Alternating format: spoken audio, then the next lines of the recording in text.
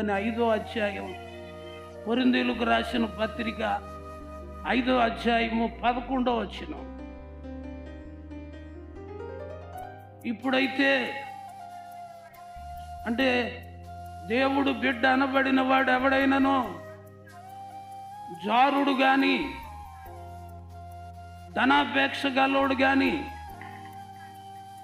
అంటే దేవుడు నమ్ముకొని కూడా విగ్రహారాధన చేసేవాడైతే,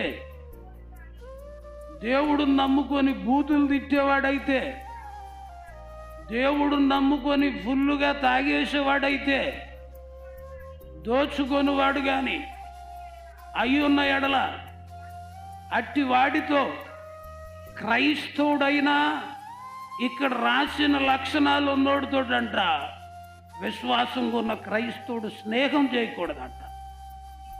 తాగుబోతైనా, తిట్టుబోతైనా, దొంగైనా, దోచుకునేవాడైనా అలాంటోడితో ఫ్రెండ్షిప్ చేయకూడదంట. ఇంకొకటి రాశాడు, అలాంటోడితో కలిసి భుజించకూడదు. అలాంటోడితో కలిసి కూడా మనం భోజనం చేయకూడదు అనే స్ట్రిక్ట్ రూల్ ఉంది.